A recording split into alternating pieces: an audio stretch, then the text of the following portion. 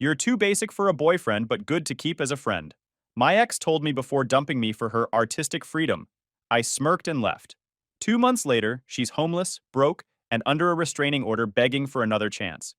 Hey, Reddit. So I guess you could say I learned the hard way that some people don't want love. They just want free labor and attention.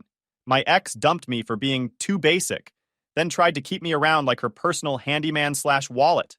What happened after that turned into the most unexpectedly satisfying chapter of my life. Buckle up, it's a wild one. If you ever want to see what pure ego looks like wearing thrift store earrings and paint-stained jeans, date a self-proclaimed artist. That's Claudia, my ex. 9 months of my life gone to someone who thought hanging up string lights counted as interior design, and that every minor inconvenience was the universe testing her creativity. She worked part-time at a cafe, spent the rest of her time pretending to work on a novel, and called it her creative journey. I fix machines for a living.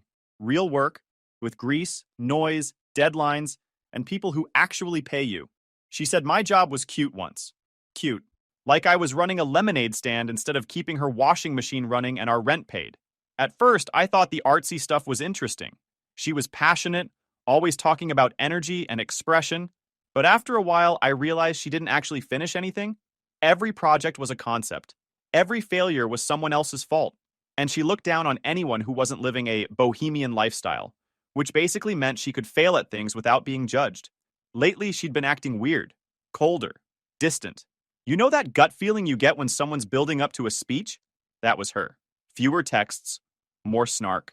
Every time I came home from the shop, she'd be on the couch scrolling through art blogs, sighing dramatically like she was trapped in a life she didn't sign up for.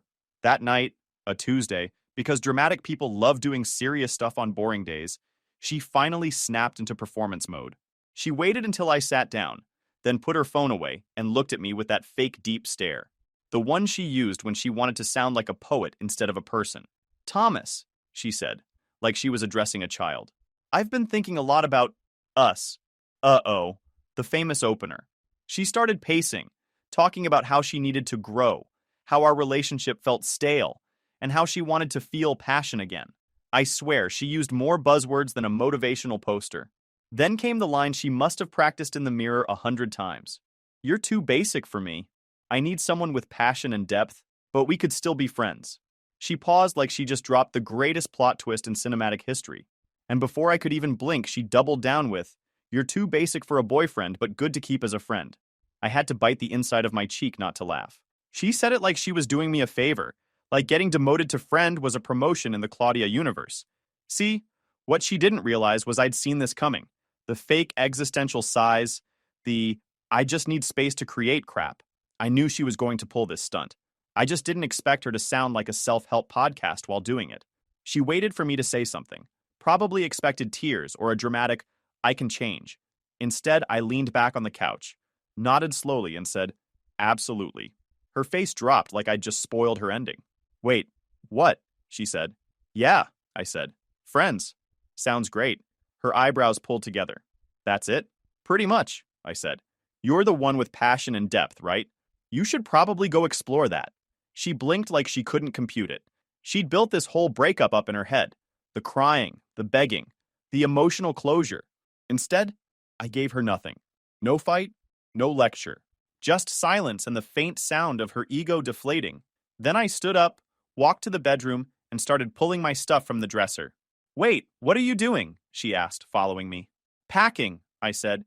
"You wanted to focus on your art, right? I'm just giving you the space to do that." Her tone shifted fast. Confusion, then panic, then anger. "You can't just leave. We have an apartment." "You have an apartment," I corrected. "Lease is under your name, remember?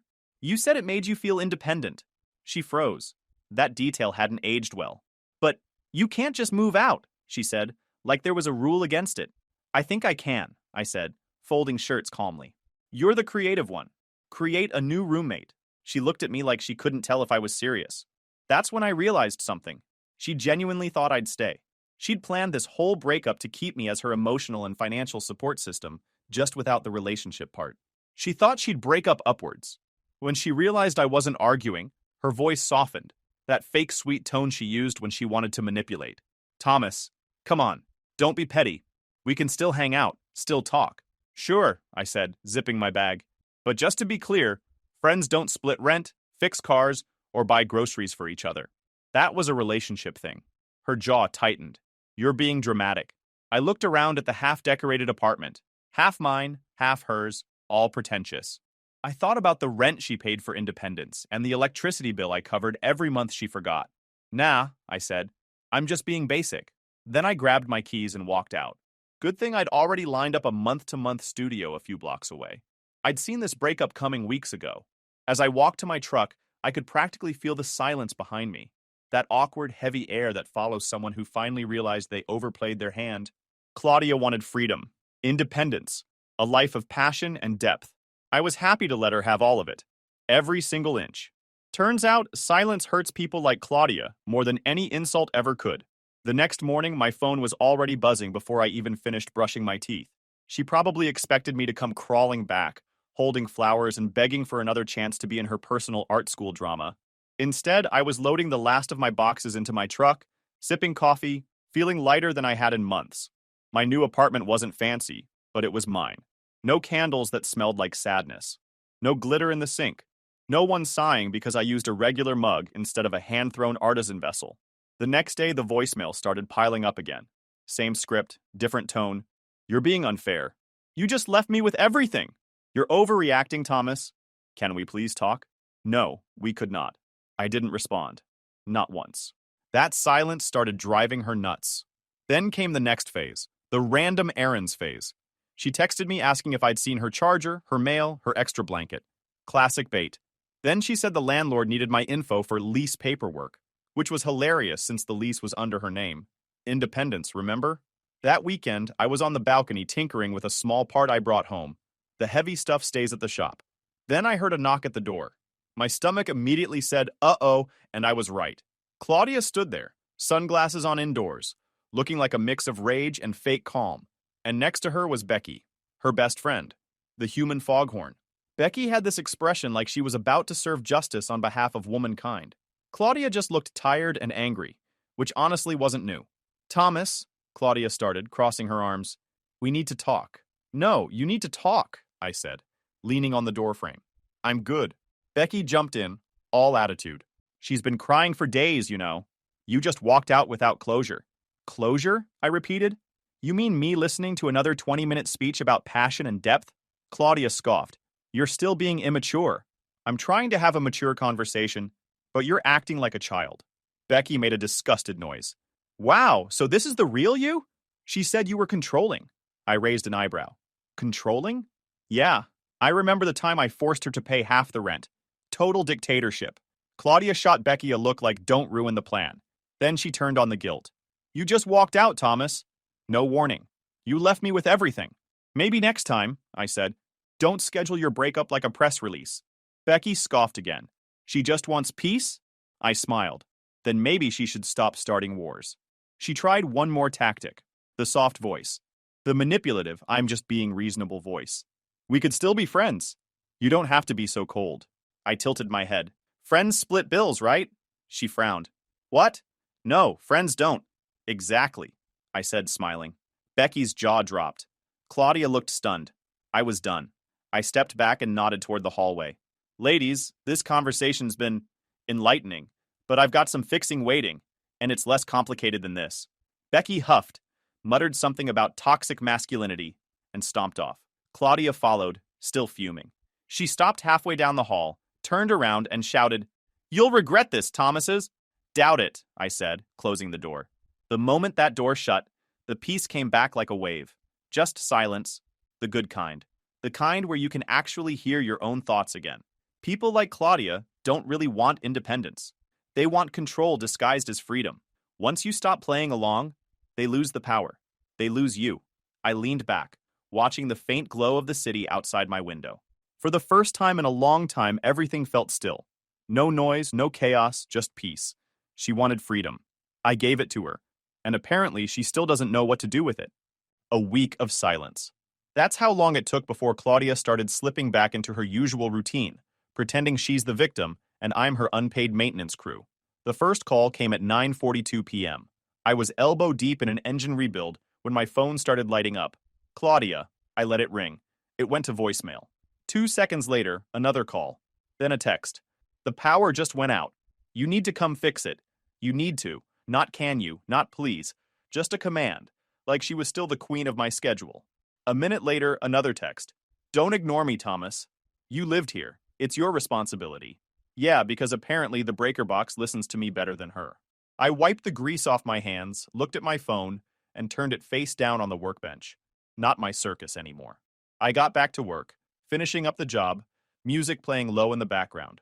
I didn't check my phone again until the next morning. 5 missed calls, 2 voicemails, and 1 dramatic text. You're heartless. I could have been electrocuted. I just muttered, maybe next time aim for the outlet, and went about my day. A few days later, she tried again. I don't have money for groceries this week. You should help since you know how expensive it is here. Right, because apparently post-breakup alimony is part of friendship now. I read it, sighed, and went back to work on a carburetor. Then came another round of calls. My faucet's leaking. You at least owe me that much. Come fix it. Ignored. A day later, a voice note. My car's making this weird noise, and you're the mechanic. Be a man for once and come fix it. I played the first 2 seconds, heard her tone, and just deleted it. She didn't want help. She wanted control. That's what it had always been about. I realized then she didn't actually miss me. She missed the convenience of me. So, I did the most mature thing I could think of. Muted her everywhere. Calls still came through if I happened to be looking at the phone, but the notifications were gone, and I didn't have to see her name pop up. No notifications, no more middle-of-the-night drama about light bulbs or destiny or whatever else she thought was broken that week. Just silence. It drove her nuts. When you ignore someone like Claudia, it's like taking away their oxygen. I could almost picture her pacing around, phone in hand, rehearsing new ways to get my attention. She'd probably even write it off as performance art. Meanwhile, I was doing great. Business was steady. I was sleeping better. Eating actual meals instead of surviving on stress. I even started chatting with this girl, Riley, who worked at the cafe near my shop. I wasn't trying to date her. I was just enjoying being around someone who didn't suck the energy out of the room. Apparently, that alone was enough to send Claudia into orbit. It started with a text from an unknown number. Wow, already moving on? Didn't take a genius to guess who it was. She probably borrowed someone's phone since I'd muted her. I ignored it. 10 minutes later, another one. So this is who you are now? Replace me with some cafe girl? That one made me laugh. I hadn't even told anyone about Riley. So clearly, Claudia had been sniffing around. My guess? Rose, our neighbor, mentioned she'd seen me at the coffee shop once, and Claudia turned it into a full-blown conspiracy. Then came the voicemail, full of that manic energy I remembered all too well. You're disgusting, Thomas. I can't believe you'd move on this fast. We just broke up. You clearly never cared about me. You just wanted the first girl who'd smile at you. I hope she realizes how fake you are. She ended it with a dramatic sniff, like she'd just finished filming a sad movie. I played it twice. Not for the message, for the entertainment value. Then, I deleted it and went right back to my day. The next morning, she escalated. I got a call from a mutual friend. Apparently, Claudia was telling people I was using women to get revenge. Real cinematic stuff. That afternoon, while I was working, my phone buzzed again. This time, I picked up. Thomas's? She snapped the second I said hello. So it's true? You're dating that coffee girl? I sighed. Claudia, I'm dating my peace of mind. She's beautiful and quiet. Don't be sarcastic, she yelled.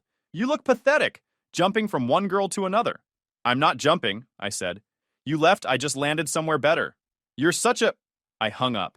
And just like that, silence again. That night, I sat on my balcony, coffee in hand, watching the city lights flicker. The air felt light, clean. My phone was quiet for once. Claudia wanted to control everything, even after walking away. But you can't guilt someone who's already free. She wanted to keep me on standby, the reliable Thomas who'd fix her car, her sink, her ego. But that version of me had retired. Permanently. I wasn't her backup plan anymore. I was her reminder that she'd built her independence on borrowed parts. And the best part? I didn't have to say a word. My silence said everything. She could scream all she wanted, but I wasn't picking up. A week of radio silence later, I got a text from Rose one Saturday morning. Rose still lived next door to Claudia, so she got front row seats to the chaos. Your ex is throwing a new beginnings party tonight. This should be good. I actually laughed out loud. Only Claudia would celebrate a breakup like it was a career milestone. I could already picture it, her holding a wine glass she couldn't afford, surrounded by the same friends who secretly hated her, giving a speech about personal growth while forgetting to pay rent. I didn't reply to Rose's text right away. I was under a car, changing the oil on a '68 Mustang, listening to the soft hum of an actual machine that worked. By the time I finished up, my phone buzzed again. Update. It blew up. Hard. That got my attention. I grabbed my phone and called her. Rose sounded half tired, half amused. Your ex just held the most chaotic party I've ever witnessed. It was supposed to be a fresh start, right? Except half the people there showed up demanding their money back. Money? I said, raising a brow. Yeah, Rose said. Apparently, she convinced people to invest in her art projects, promised to feature their names on some upcoming exhibit. No exhibit, no refunds. You can guess how that went. I leaned against the hood of the car, trying not to laugh. Let me guess. Someone filmed it? Oh yeah, Rose said. One guy recorded her yelling about being misunderstood and how true artists can't be rushed. People booed her in her own apartment. Guess her independence has an invoice, I said, smirking. Rose chuckled. She kicked everyone out and then spent half the night screaming about fake people. I could hear it through the wall. Tragic, I said. Freedom's expensive. I hung up, shaking my head. The irony was almost poetic. She dumped me because I was too basic, and now she was getting heckled by her own unpaid art patrons.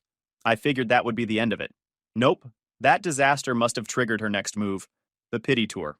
A couple days later, I got a call from my sister, Hannah. She sounded awkward. Hey, Thomas?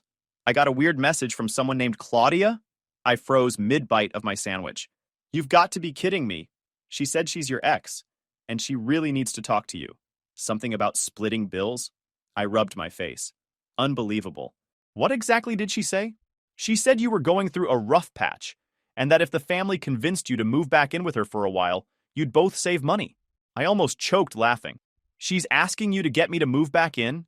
What is this? Emotional crowdfunding? Hannah sighed. I told her I'm not getting involved.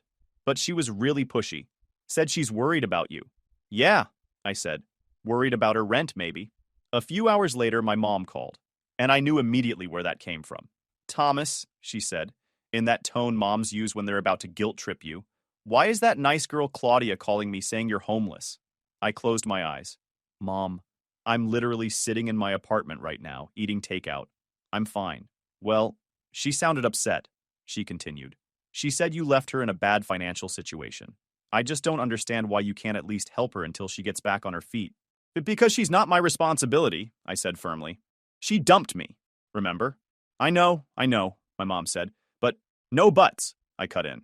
Mom, just block her. Seriously, don't feed into it. She's not looking for help. She's looking for control. There was a pause. Then she sighed. You sound just like your father. Good, I said, hanging up.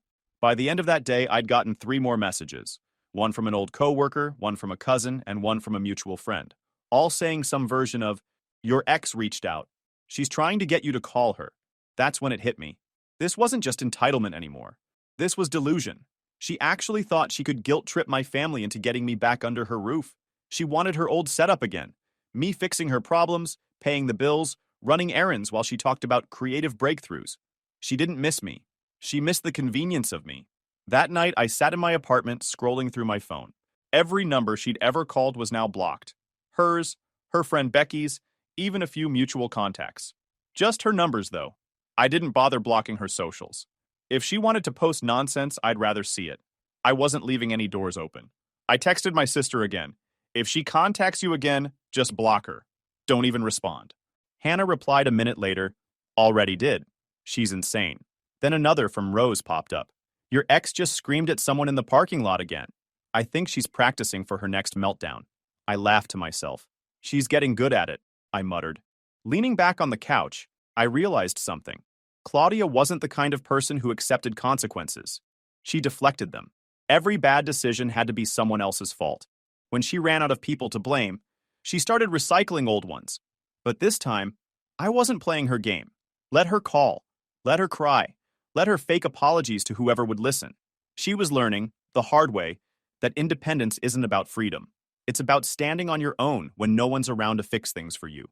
And if she thought dragging my family into it would work, she was about to find out just how basic I could be when I stopped caring. After that stunt, I didn't hear from Claudia directly for a while. Thank God. But Rose kept me updated from time to time, mostly out of pure disbelief. Claudia wasn't just crashing, she was doing it in style. A couple weeks later, I got a text from Rose that said, "You'll never guess who's living in your old apartment now." I replied, "The rats?" She sent back a laughing emoji and followed up with, "Nope, that photographer guy she used to work with when you were together." Of course. I could practically picture it.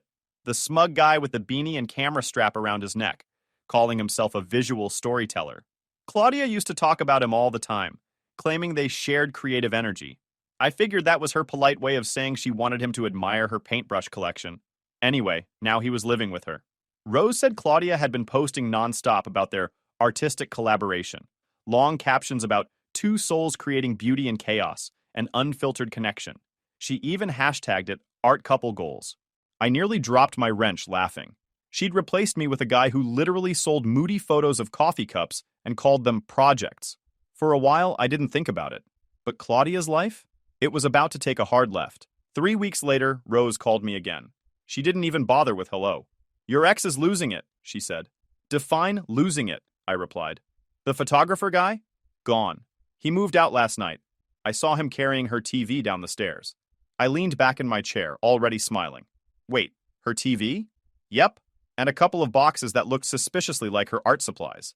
She was standing in the doorway screaming that he's a thief. I laughed. "Guess passion and depth come with hidden fees." Rose snorted. "He lived rent-free for a month, drained her account, and ghosted." I think she finally met her artistic equal. That one had me laughing all day. I could picture it perfectly. Claudia standing there, barefoot and furious, realizing the guy she thought was her soulmate was just freeloading with better lighting. But karma wasn't done with her yet. A few days later, I was at the shop finishing up a tune-up for one of my regulars, Jeff, a guy who talked too much but always had something funny to share. He came in grinning, holding his phone like he had breaking news. "Dude, isn't this your ex?" he asked, showing me a post. It was Claudia's art page, a familiar painting, a big colorful mess of brushstrokes she once claimed represented the conflict between reality and perception. Except right under it were two side-by-side images. One was hers. The other was the exact same painting, uploaded 3 years earlier by another artist. I stared at it for a second, then burst out laughing. "No way." "Oh yeah," Jeff said, scrolling through the comments. Apparently she copied some small-time artist from New York. The internet caught it fast. It's all over her comment section. I leaned over the counter, reading them. "This is literally stolen. Fake artist alert. You didn't even bother to flip it. Guess the only original thing about you is the audacity." Claudia had turned off comments after a while, but it was too late. Screenshots had already spread everywhere. "Man," Jeff said, shaking his head. "That's rough." "Not really," I said, chuckling. "That's called performance art, the downfall of a fake creative." By the next day, her online presence had gone dark. Rose told me she'd deleted half her posts and made her account private. The people who used to hype her up for being authentic were now roasting her for being a fraud. Apparently, she'd even lost a few paid commissions.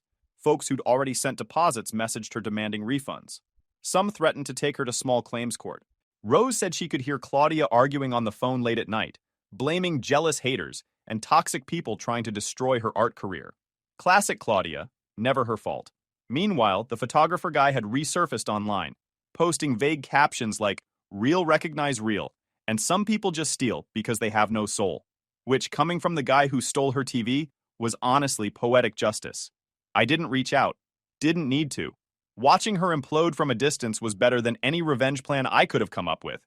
By week's end, Rose texted me one last update. She's selling her stuff online. Says she's simplifying her life. Translation, she's broke.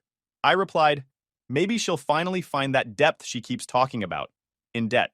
That night, I went home, grabbed a beer from the fridge, and leaned back on my couch. My phone buzzed once, a random notification from social media. Someone had tagged me in a comment under Claudia's old post. It was a meme. It said, "When you leave a mechanic for a poet and end up with neither." I laughed so hard I almost spilled my drink. That was the thing about people like her. They talk big about growth and self-discovery, but they never actually do it. They just rebrand their failures as phases. She wanted a deep, passionate artist. What she got was a broke, manipulative leech who saw her as easy money. And the cherry on top?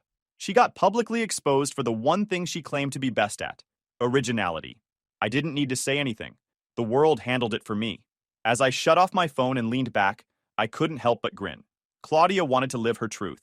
Well, now she was, loud, messy, and unpaid. And me? I was living mine, quiet, steady, and free. That peace lasted about 3 weeks. Then Claudia found a new hobby, desperation. It started with a single call. I didn't recognize the number, but something in my gut told me to answer. Thomas? A shaky voice said. It's me. Of course it was. I didn't say anything at first, just waited. I didn't know who else to call, she continued. I'm behind on rent. My account's overdrawn. I just need help, Thomas. Just until I find a new roommate. Her voice cracked in that fake, sincere way she used when she wanted something. The same tone she'd used to get out of paying bills. To talk me into believing in her vision. I leaned back in my chair. Claudia, we're not together. I know, she said quickly. But we're still friends, right? I smiled, even though she couldn't see it. Friends don't pay each other's bills, remember? Then I hung up. I expected that to be the end of it. A mature person would take the hint, accept defeat, and move on. But Claudia? Maturity was allergic to her. A few hours later, my phone started blowing up. Texts, notifications, mentions. Claudia had taken her meltdown public. She posted this long, dramatic wall of text on Facebook. Something like, "It's so sad when you give your whole heart to someone, and they turn out to be a controlling narcissist. I'm finally speaking my truth. He left me with nothing, and even took things that were mine when he moved out." She made sure not to tag me, but everyone knew. The comments were full of people saying things like, "You're so strong," and "Stay away from toxic men." It was impressive, honestly. She'd rewritten the entire history of our relationship like she was writing a bad Netflix script. 15 minutes later, a mutual friend, Chris, DM'd me. "Dude, she's losing it on Facebook. You might want to see this before it spreads." I opened the post and read it twice just to make sure I wasn't hallucinating. She was claiming I was emotionally abusive, controlling, and that I'd stolen her deposit money. Yeah, the same deposit I had covered entirely when we moved in. I took a deep breath. No anger. Just amusement. She really thought she could rewrite reality. So I did what I do best. I documented. Screenshots of every word she wrote, every timestamp, every comment. Then I went into my email and dug out receipts. Rent payments, bills, the security deposit transaction, and my text logs where she'd begged for money after we broke up. When I was done, I had a digital mountain of evidence. I messaged her once. Short and simple. "Delete that post before you make this worse." She read it immediately, then replied with exactly what I expected. "You can't threaten me anymore. You're a narcissist. Everyone sees it now. Threaten? Please?" If silence were a weapon, she'd already lost that war months ago. I didn't reply. Instead, I waited. A few hours later, she doubled down with another post, even more dramatic. This time, she said I used her financially, gaslighted her creativity, and undermined her artistic journey. She really tried to make it sound poetic, like trauma with a paintbrush. The problem was, she forgot that the internet loves receipts more than sob stories. So I gave them some. No rant, no insults, just one clean, calm comment under her post. "Lease under your name. Receipts for every bill I paid. Screenshots of you asking me for money. Keep my name out of your art." Then I attached photos, rent invoices with her name, bank transfers showing payments, and a couple of her texts begging me to help out with rent just one last time. Her followers went dead silent for a second. Then the comments started pouring in. "Wait, is this real? Girl, why'd you lie? This is embarrassing." It took less than 20 minutes for the tide to turn. The same people who were cheering her on were now clowning her. Someone even wrote, "She's plagiarizing relationships now." That one nearly made me choke on my coffee. Claudia panicked. She deleted the post, then her account. Then she reactivated it again an hour later with some vague quote about choosing peace over drama. Yeah, peace that came with screenshots. I could have left it at that, but she'd crossed a line.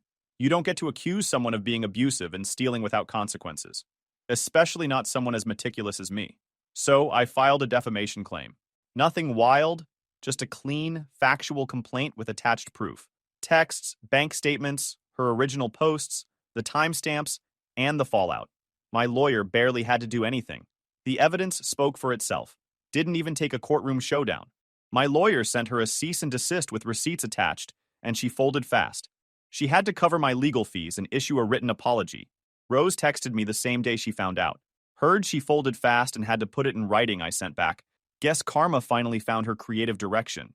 It felt good, not because I won, but because I didn't have to lower myself to fight dirty. She tried to paint me as the villain, but she forgot. Real villains don't argue. They keep receipts. After the case, I started getting fewer calls from mutual friends, fewer mentions of her name. She was fading out, not because I silenced her, but because she finally ran out of people willing to listen. Meanwhile, I was back in the shop, working on a project car, a black '69 Camaro. Something about fixing something real felt poetic in its own way. Rose dropped by with coffee one afternoon and said, "You know, she used to tell everyone you were too practical." I grinned, tightening a bolt. "Yeah, and look where impractical got her." We both laughed. The engine roared to life a minute later. Clean, strong, flawless.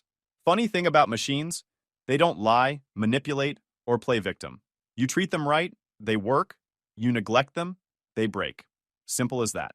Claudia had tried to turn lies into art. All she ended up painting was her own downfall. A week later, I found out what rock bottom looks like. And it had a messy bun, dark circles, and fake humility. It was a Friday evening. I'd just gotten home from the shop, hands still smelling like oil, when someone started knocking on my door.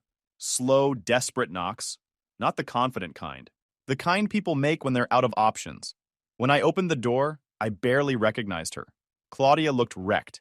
The self-proclaimed creative visionary now looked like she'd been living in a bus station.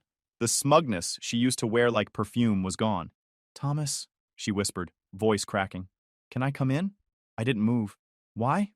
I don't know where else to go," she said, eyes darting to the floor. "Please."